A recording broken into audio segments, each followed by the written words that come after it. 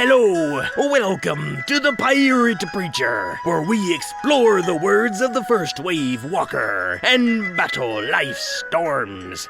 Arg! Ye ready for to sail with Jesus, mate? If so, climb aboard!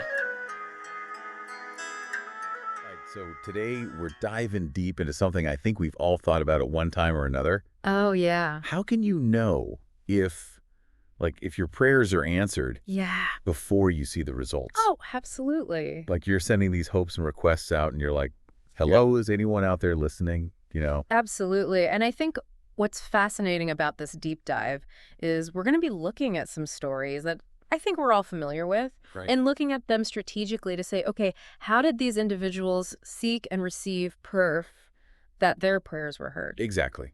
Yeah. It's not just about blind faith. Right. It's about looking for those clues. Absolutely. That confirmation. It's that balance of faith and action. Right. Okay, let's jump into this first story. Okay. Okay.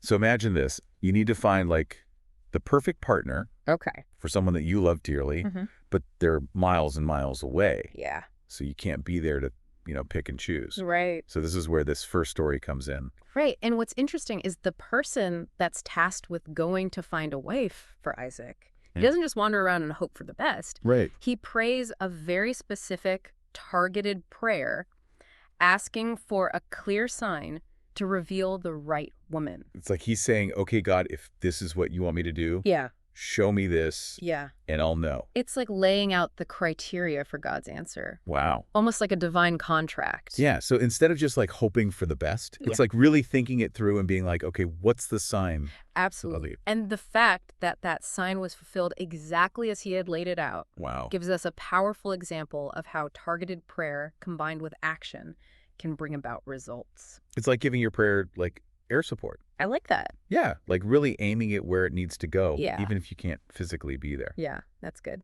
Okay, so let's switch gears to a situation that I think we all fear. Okay. Okay, so imagine this, a man facing imminent death. Ooh. He prays fervently for his life to be extended. Okay. And here's where it gets really interesting. God doesn't just grant him more years. Right. He gives him a sign. He gives him a miraculous sign. The shadow on the sundial moves backward. It's like God saying, look, I hear you. Yeah. And I'm responding. Wow. Talk about reassurance. Absolutely. It makes me think about those times when you've prayed with all your heart. But there's still that little piece of you that's like, but what if? Absolutely. And it's okay to ask for that extra nudge. It is, yeah. It's acknowledging that even people of great faith sometimes need to see something tangible to believe. And it pushes us to think outside the box a little bit. Yeah. To not limit God and how he's going to answer. Yeah, look for God's faithfulness in unexpected ways. Well, exactly. Yeah. Okay, so speaking of extraordinary, let's talk about Moses. Okay. Now, this is a man who was called by God to lead an entire nation out of slavery. Right. An enormous task. Huge task. And, he was full of doubt. Oh, yeah. He was hesitant. He was unsure. Have you ever felt like that? Absolutely. Completely underqualified. Oh, yeah. Whoa. Yeah. This is a little bit too big for me. I think a lot of us can relate to that. Oh, for sure. Feeling inadequate. But what's interesting here is that God doesn't dismiss his fears. He doesn't. He meets Moses right where he's at. He does. And he provides multiple signs to reassure him. Like what? He turns his staff into a snake. Okay. Makes his hand leprous, and then heals it. Wow. It's like God saying, look, I got this. I've got this. I'm with you. I'm going to equip you every step of the way. And it's not just one and done. It's okay, you need to see it again. Okay, there you go. Yeah. You need to see it again. There you go. It's like a progression of signs building on each other. And it makes me think there are times when one sign isn't enough. It's not. Sometimes you need that repeated confirmation. Right. And that's okay to ask for. It's not about testing God. It's about seeking that peace. It's about seeking that peace and knowing you're aligned with God's will.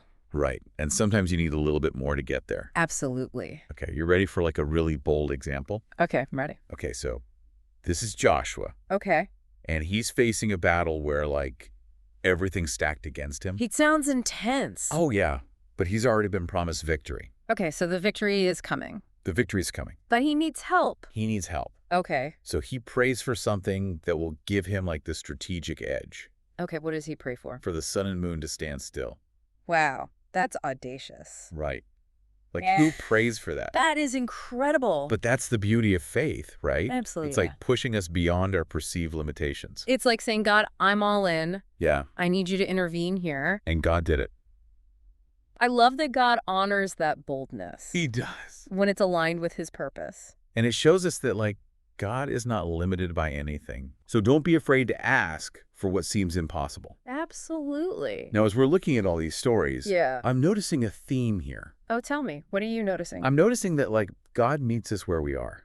He really does. Whether we're timid in our requests or whether we're super bold. Yeah, there's no one size fits all. Yeah. It's about being authentic in our relationship with God. And it's about recognizing those signs that he gives us. Big or small. Big or small. Yeah. Okay, so you ready to keep going? I am. Let's dive into some more stories. All right, let's do it. All right. So we've seen some amazing examples, of people getting those signs. Yeah. But what about when it feels like the answer is delayed? Oh, yeah. When you're like, hello, I'm praying here. Yeah, when you think, God, are you listening? Yeah, exactly. So this next story is about that. Okay. So imagine this, okay? A severe drought has gripped the land. Okay. Everything's parched. People are desperate. Oh, wow. Yeah, that's scary. And a prophet named Elijah, a man known for his bold prayers. Right. Prays for rain. Okay. But here's where it gets interesting. Okay. He doesn't just pray once. Right. And kick back. He doesn't just wait. He sends his servant to look for a sign of rain. Okay. Not once, not twice. Okay. 7 times. 7 times. I can't even imagine being that servant. Can you imagine going back and forth? Really? Yeah. But this teaches us so much about persistence. It really does, yeah. About not giving up, even when it feels like nothing's happening. What's so powerful here is that Elijah isn't just passively waiting. Right. He's actively looking for confirmation, Yeah. even though there's no visible evidence. Just like that trust that God is working right behind the scenes. Even in the silence. Yeah, and that consistent communication. Yes. That's so good. It reminds me of something I heard once, that God's delays are not denials. That is so good. Yeah, and it makes me think that sometimes that waiting is part of the process. Absolutely. Like maybe there are things we need to learn. Yeah, maybe we're not ready to receive the answer yet. Right, exactly. So we might be saying, when, God, when? Yeah. But maybe God's saying, not yet. Yeah. But keep knocking. Yeah, keep seeking. So on that 7th trip. Okay, the 7th trip.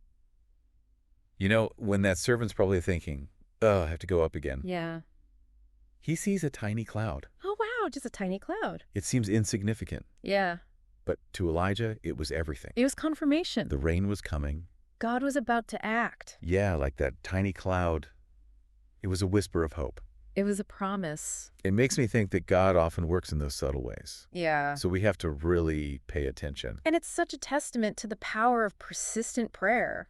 Right. God honors that. He does. The people that keep seeking him, that don't give up. This story is so powerful. Yeah. It's about trusting God's timing, recognizing those subtle ways He works. Yeah. Never giving up on those hopes and dreams that you've placed in His hands. Okay, so now we're going to shift gears a bit and talk about Thomas, the disciple who's often called Doubting Thomas. Right, like he needed some serious proof. He famously said, I'm not going to believe unless I can touch his wounds. Wow. Yeah. But here's the thing. What's that? Jesus didn't shame him. He didn't shame him for doubting. He didn't. He met him right where he was. He said, come here, Thomas, let me show you. And that is such a good lesson for us. It is. God is not threatened by our doubts. No, he's not. He wants us to be honest with him. Absolutely bring those doubts to him. And while Jesus gave Thomas that tangible proof. Yes, he did. He also said that those who believe without seeing are blessed. That's right.